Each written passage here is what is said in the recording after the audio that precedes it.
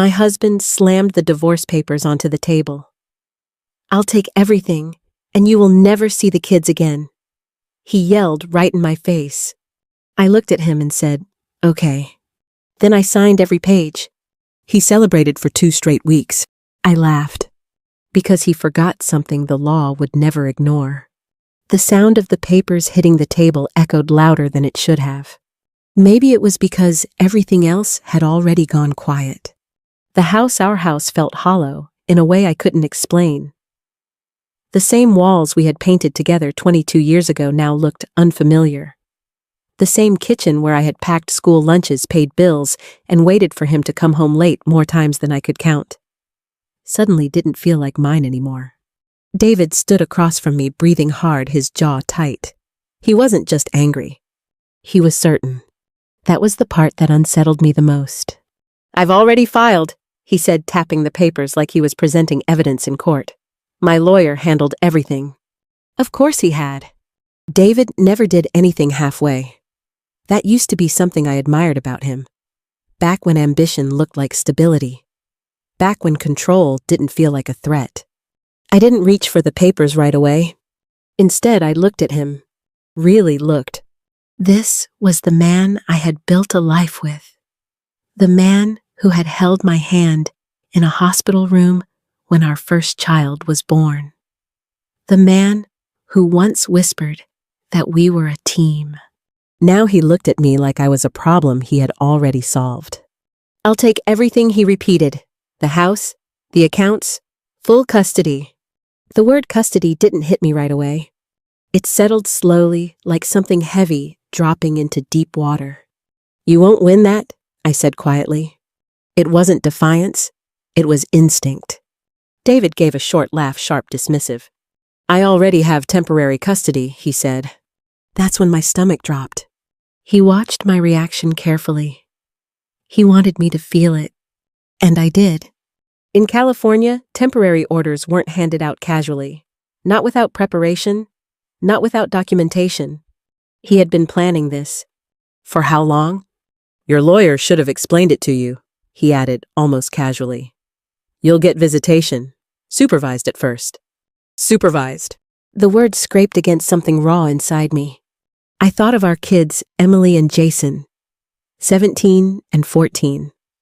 Old enough to understand what was happening, but not old enough to be protected from it. "What did you tell them?" I asked. David shrugged.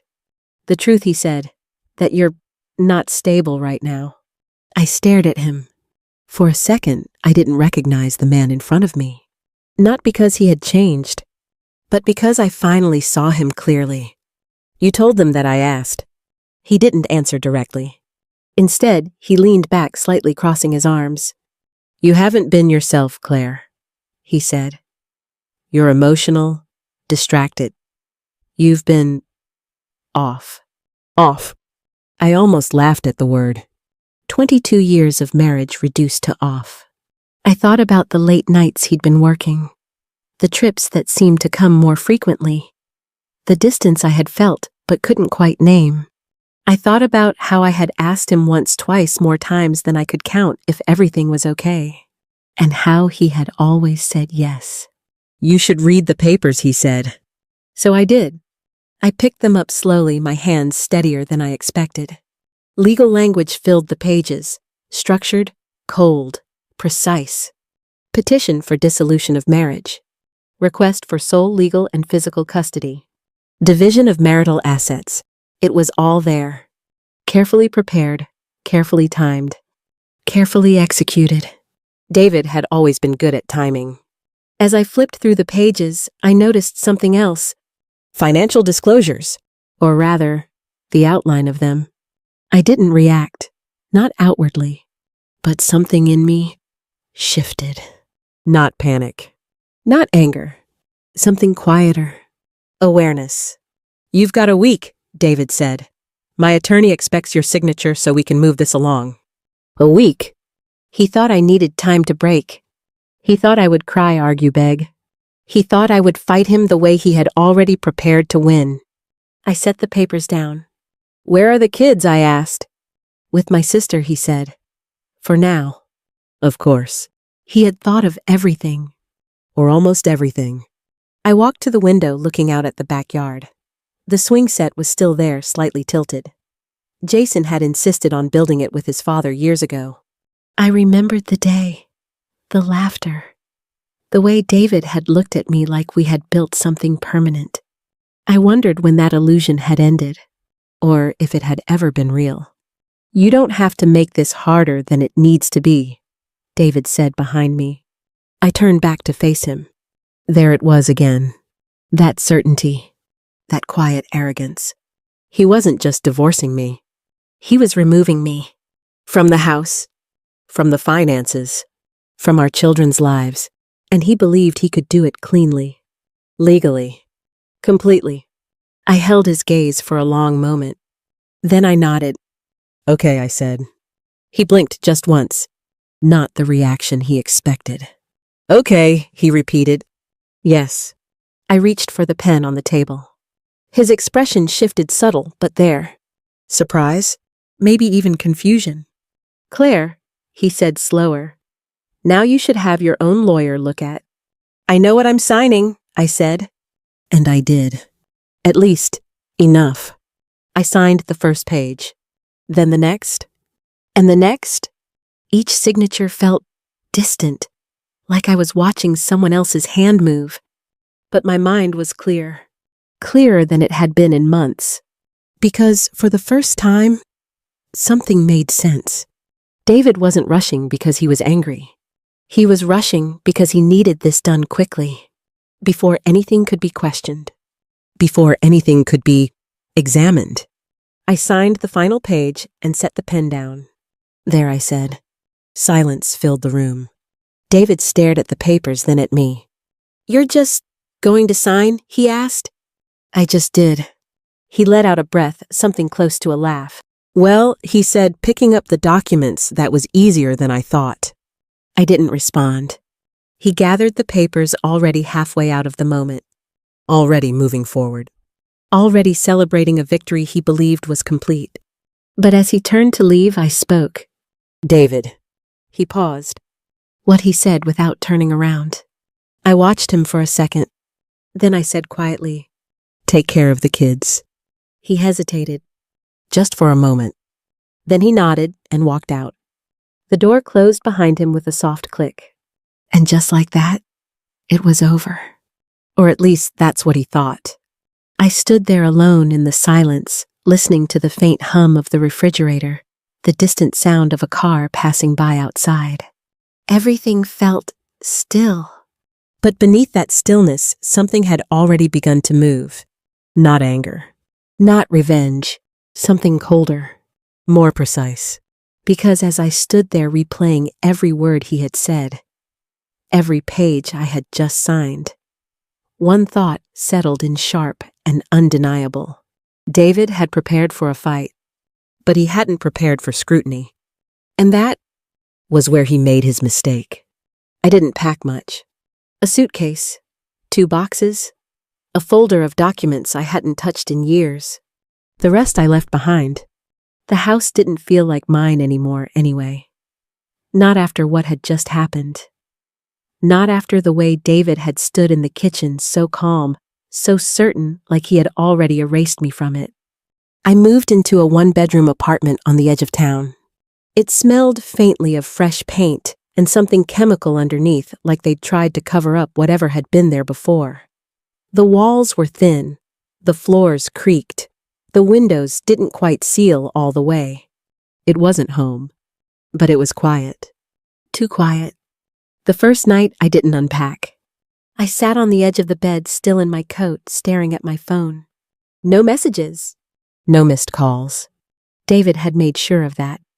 The temporary custody order meant everything went through him. School updates, schedules, decisions, even communication was filtered. I wasn't cut off completely, but I was reduced, scheduled, managed. The next morning, I listened to a voicemail from Emily. Her voice was careful, too careful. "Hey, Mom. Dad said you're just taking some time. I hope you're okay. Call me when you can." She didn't say she missed me. Not because she didn't, but because she didn't know what she was allowed to say. I replayed the message 3 times. Then I set the phone down and stared at the wall. This wasn't just about me and David anymore. It was about what he was telling them, what he was shaping, what he was controlling. And for the first time since I signed those papers, something inside me tightened. Not panic. Not yet. But awareness. David, meanwhile, moved fast. Within a week, he had already made changes. The joint account was restructured. My access limited to what the temporary order allowed. The credit cards I had used for years were suddenly restricted. Even the car technically still in both our names became a negotiation. He wasn't just divorcing me. He was dismantling every system I had relied on. Piece by piece. Efficient. Legal. Strategic. And to anyone looking from the outside, completely justified. 2 days later, I met with Karen. We hadn't spoken in years, not since she left her firm and moved into private consulting, but when I called, she didn't hesitate. "Bring everything you have," she said.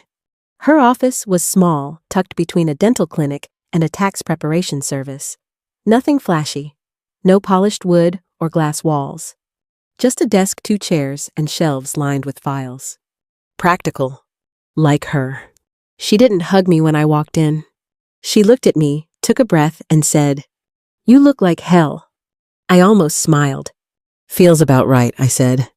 We sat down. I handed her the documents. She read in silence. No reactions at first.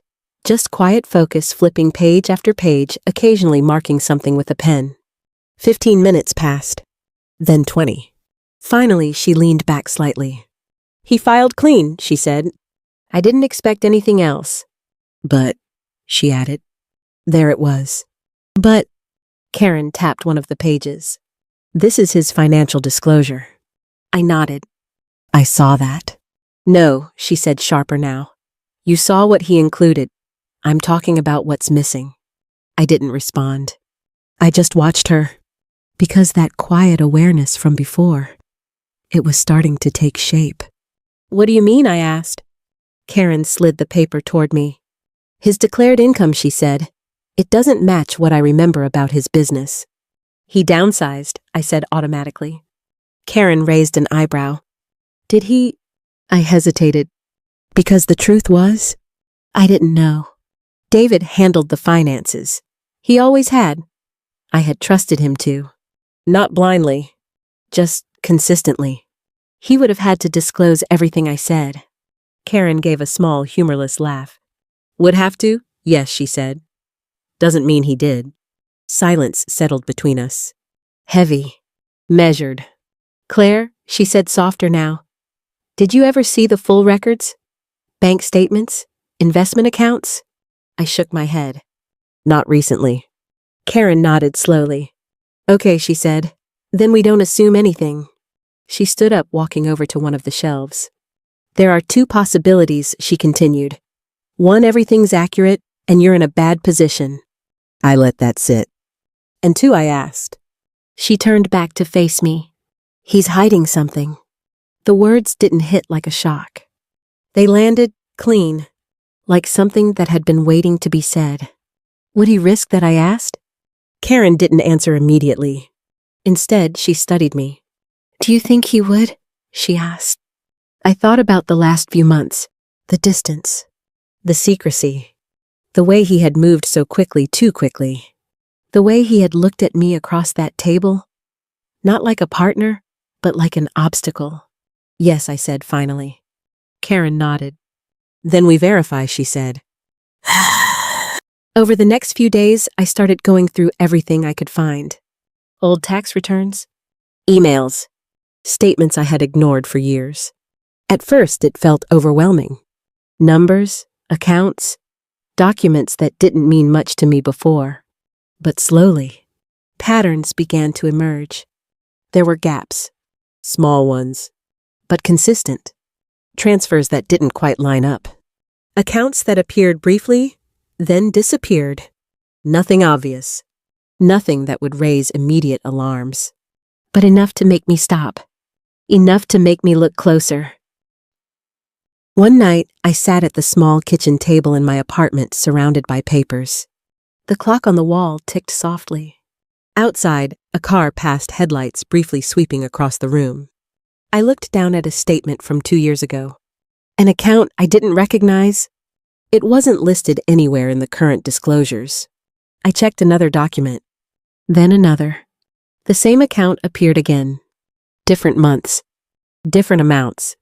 Always small enough to avoid attention, but consistent enough to matter. My chest tightened slightly. Not from fear. From clarity. I reached for my phone and dialed Karen. She picked up on the second ring. "Tell me you found something," she said. "I think I did," I replied. There was a pause. Then, "Good," she said. Not relieved. Not surprised. Just ready. Because this wasn't about revenge. Not yet. This was about truth. And as I sat there staring at the numbers that no longer made sense, one thing became clear. David hadn't just underestimated me. He had assumed I wouldn't look. And that assumption was the first crack. By the end of the week, the numbers stopped looking random. They started telling a story. Not loudly. Not in a way that would catch the attention of someone skimming through paperwork. But if you stayed with them, if you traced the patterns, followed the small transfers, the recurring amounts, the accounts that appeared and disappeared like they didn't want to be noticed, they began to line up. David hadn't made a mistake. He had made a system. Karen sat across from me again, this time with a legal pad filled with notes. "You're sure this account isn't disclosed anywhere in the filings?" she asked. "I checked twice," I said. "It's not there." She nodded, tapping her pen against the paper. "Then we don't have a discrepancy," she said. "We have a problem." "A legal one," I added. "A serious one," she corrected. Silence settled between us for a moment.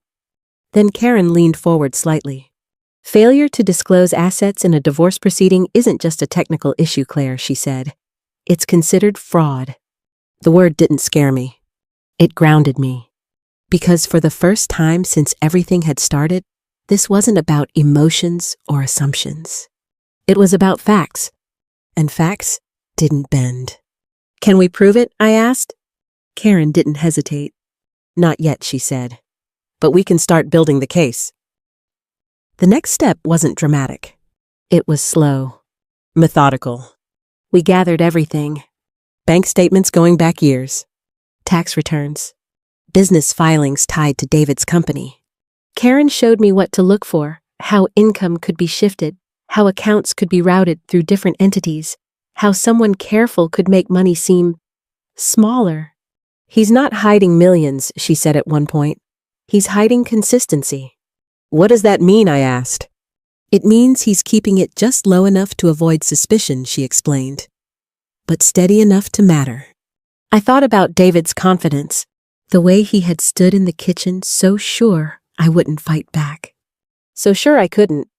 Maybe he hadn't been careless. Maybe he had just been comfortable. A few days later, Karen called me in again. "This just got bigger," she said. I sat down across from her, my stomach tightening slightly. "What is it?" She slid another document across the desk. I recognized the name immediately. My father's. Or rather, his trust. I hadn't looked at it in years. Not because it didn't matter, but because it had always been settled, handled, secure. "When was the last time you reviewed this?" Karen asked. "After he passed," I said. "Everything was set up for the kids." Karen nodded. "That's what I thought." I frowned slightly. "What does that have to do with David?" Karen leaned back in her chair, studying me carefully. "Everything," she said. The trust had been established years ago. Before David ever filed for divorce. Before things started falling apart. It was designed to protect assets for the next generation, Emily and Jason. Structured. Specific. Legally separate. I had always understood that part. What I hadn't fully realized was how powerful that separation actually was. Karen said, pointing to a clause in the document, "This trust is classified as separate property, not marital." I nodded slowly. Okay. Karen held my gaze. That means David has no claim to it, she said. I felt something shift again. Not surprise. Recognition. He didn't include it, I said. Karen shook her head. No, she said. He didn't. For a moment, neither of us spoke. Because what sat between us now wasn't just a mistake. It was a miscalculation. David had built his case around control. Around the idea that he could take everything legally, completely, cleanly. But in doing so, he had overlooked something fundamental. Not just the hidden accounts, but the structure of what was never his to begin with. Why would he ignore this? I asked. Karen didn't answer immediately. Instead, she asked, "Did you ever discuss the trust with him in detail?" I thought back. To conversations years ago. To documents signed and filed. To moments where I had trusted that everything was understood. Not recently, I said. Karen nodded. Then he made an assumption, she said. What kind of assumption? That it didn't matter, she replied. That night, I sat in my apartment again. The same table. The same quiet. But everything felt different now. The silence wasn't empty anymore. It was focused. I looked at the trust documents spread out in front of me. At the clauses. The protections.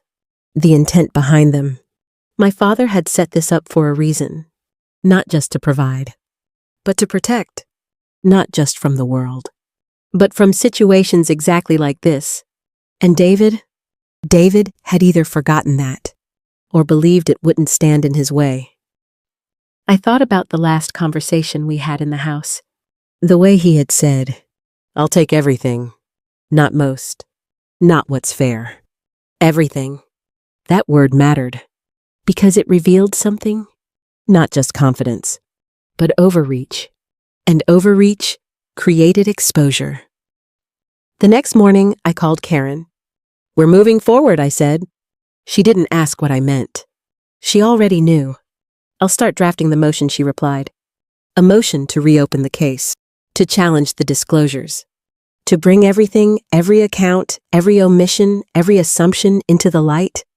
"Claire," she added, "before hanging up, once we do this, there's no going back." I looked out the window. The sun was just beginning to rise, casting a pale light across the buildings outside. "I'm not trying to go back," I said. "I know," she replied. And then she paused. "Good," she added. 2 weeks after I signed those papers, David was still celebrating. I heard about it from a mutual friend. Dinner parties. A trip planned. A new beginning. He thought it was over. He thought the hard part was done. And maybe, for him it was. But for me, it was just beginning. Because what David didn't understand, what he had never needed to understand, was that the law didn't care about confidence. It cared about accuracy, disclosure, truth. And he had compromised all three. As I gathered the final documents and placed them into a folder for Karen, one thought settled in clear, steady, undeniable. David hadn't just underestimated me. He had underestimated the system he thought he was controlling. And that mistake was about to cost him everything he believed he had already won. The courthouse didn't look the way it had the first time. 2 weeks earlier, I had walked into it feeling like something was being taken from me. This time, I walked in knowing something was about to be revealed. Not dramatically, not loudly, but undeniably. Karen met me at the entrance, a folder tucked under her arm, her expression calm but focused. "You ready?" she asked. I nodded. Not because I wasn't nervous, but because I finally understood where I stood. The motion to reopen the case had been filed 3 days earlier. On paper, it was simple. Failure to disclose assets. But in practice, it changed everything. In California, full financial disclosure wasn't optional. It wasn't flexible. It was the foundation of any divorce settlement. And David had built his entire case on incomplete information, which meant the case wasn't closed. It was compromised. We entered the courtroom quietly. David was already there. Of course he was. He stood near his attorney, dressed the same way he had been the day he handed me the papers, clean, composed, controlled. But when he saw me, something shifted. Not much. Just enough. His eyes flicked briefly to Karen, then back to me. Confusion. Then calculation. He hadn't expected this. Not so soon. Not at all. Claire, he said as I approached, his voice lower, now measured. What is this? I didn't stop walking. You'll hear it inside, I said. His jaw tightened. Whatever this is, he continued, stepping slightly closer. You're making a mistake. I paused. Turned. Looked at him. For a moment, I almost saw the man I used to know. Almost. Then I remembered the kitchen. The papers. The words. You already made one? I said quietly. And then I kept walking. The hearing wasn't long. It didn't need to be. Karen spoke first. Clear. Direct. She didn't dramatize anything. She didn't raise her voice. She didn't need to. Your Honor, she began. We are requesting that this case be reopened based on newly identified discrepancies in the respondent's financial disclosures.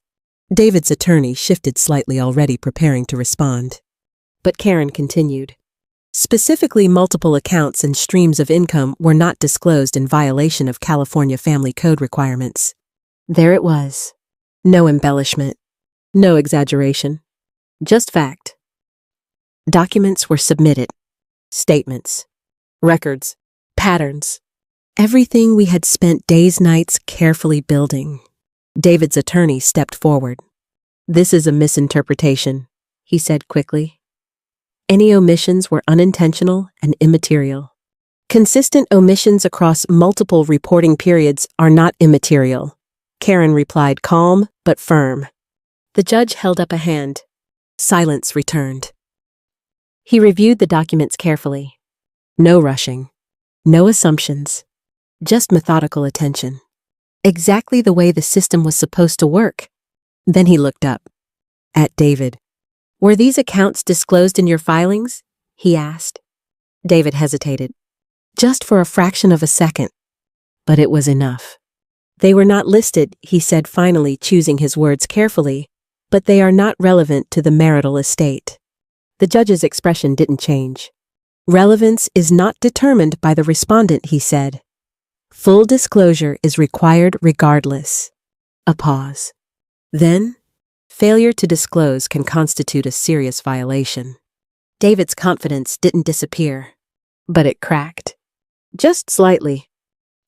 Karen stepped forward again. There is also the matter of a trust established prior to the marriage, she said. David's attorney immediately responded.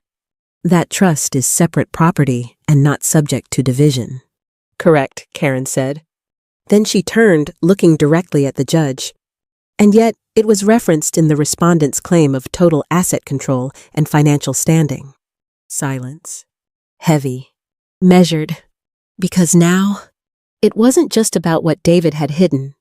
It was about what he had claimed. The judge leaned back slightly, hands folded, thinking.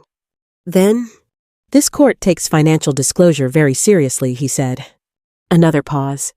The case will be reopened pending full review of all submitted materials.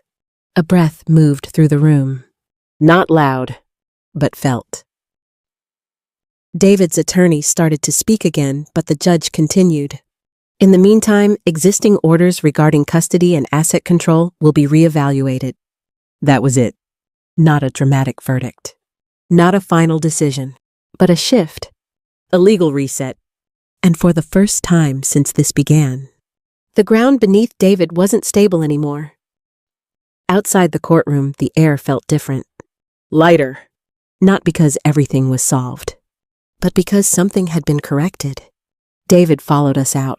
Faster this time. No hesitation. What the hell was that he demanded? Karen didn't engage. She simply kept walking. I stopped, turned, looked at him. The same way I had in the kitchen. But this time, there was no uncertainty. You should have disclosed everything I said. His expression hardened. You think this changes anything?" he asked. I didn't answer right away, because the truth was, it didn't need to change everything. It just needed to change enough. "It already has," I said. He shook his head, slightly frustration starting to break through. "You're dragging this out for nothing," he said. "You signed the agreement." "I signed what you showed me," I replied. That landed harder than I expected, because for the first time, he didn't have a quick response. Karen touched my arm lightly. "Let's go," she said. And this time, I didn't look back. That night, I sat in my apartment again. Same table. Same quiet. But the silence felt different now. Not empty. Not heavy. Just still. Like something had settled into place. The case wasn't over. There would be more hearings. More arguments. More details to uncover. But the direction had changed. And that mattered. David had believed the system would protect his advantage.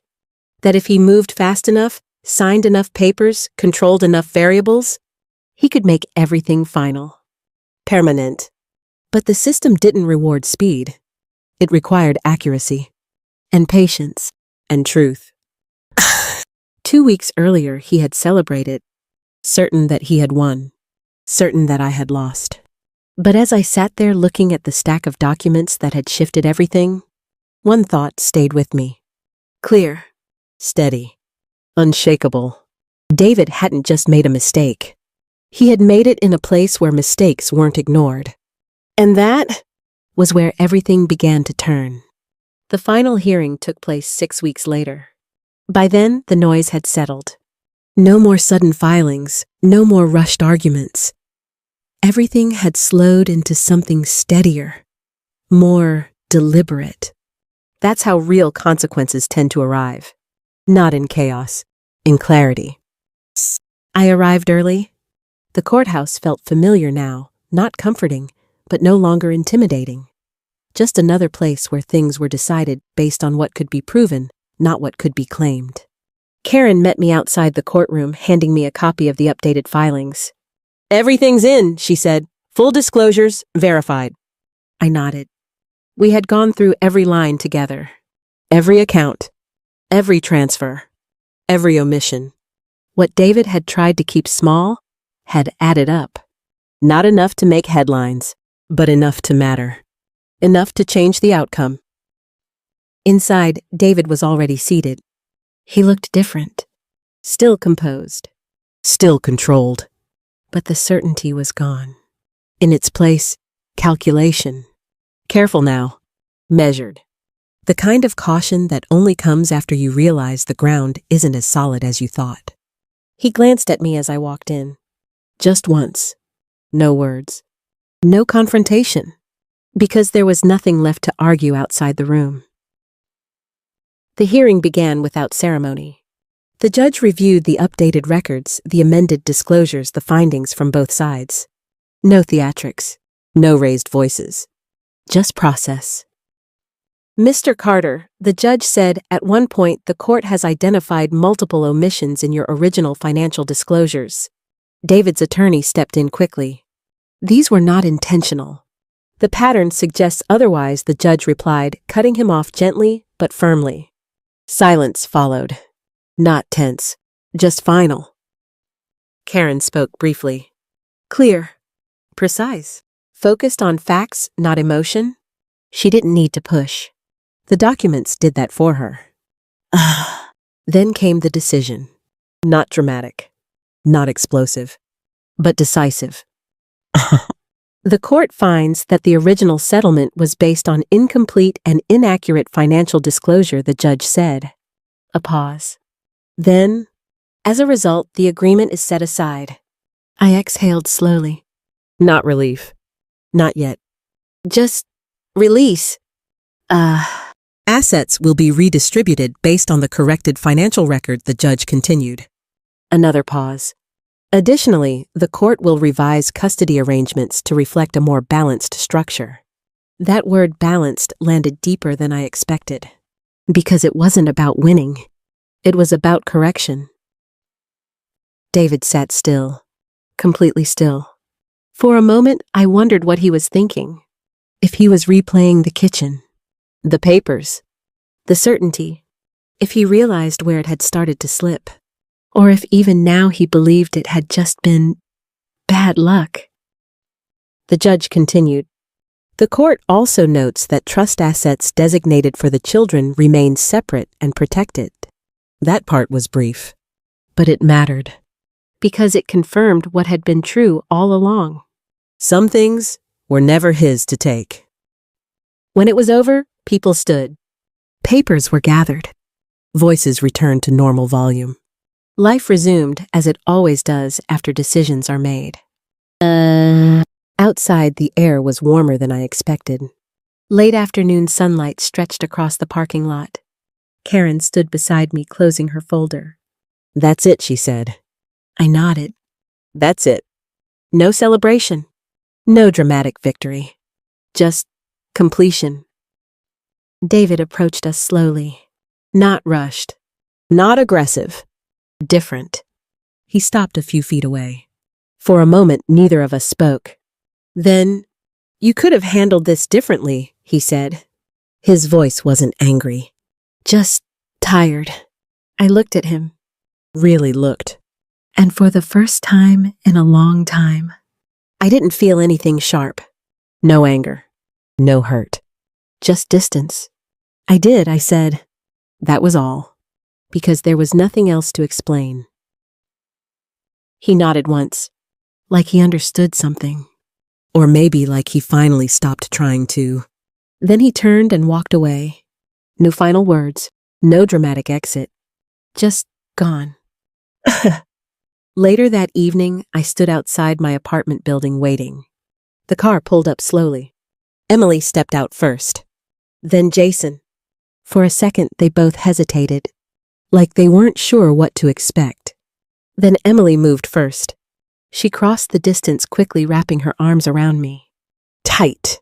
Not careful. Not hesitant. Real.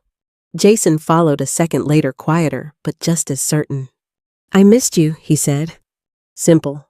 Direct. Exactly what he hadn't been allowed to say before. I missed you too, I replied. And I meant it in a way that went deeper than words. We didn't talk about the case. Not right away. We didn't need to. Because what mattered wasn't what had been decided in a courtroom. It was what had been restored. That night, after they went to sleep, I sat at the small kitchen table again. The same table where everything had started to shift. The same quiet. But this time, it felt different. Not empty. Not heavy. Just steady. I thought about everything that had happened. The papers, the silence, the discovery, the hearing, the outcome. And I realized something. This hadn't been about revenge. Not really. It had felt like it at first. Like something needed to be corrected, balanced, returned. But what mattered most wasn't what David lost. It was what had been protected. Truth. Fairness. And the understanding that control, no matter how carefully planned, doesn't override accountability. David had believed he could take everything because he thought I wouldn't fight, because he thought I wouldn't look, because he thought I wouldn't understand. But the truth was simpler than that. I didn't need to outmaneuver him. I didn't need to outsmart him. I just needed to pay attention. And that was the one thing he forgot. If you've ever felt like something was taken from you, if you've ever been told you had no say, no way back, no control, take a breath. Look closer. Because sometimes, the answer isn't in fighting harder. It's in seeing clearly. If this story meant something to you, take a moment. Reflect on it. Share it with someone who might need to hear it. And if you'd like to hear more stories like this, real, grounded, and meaningful,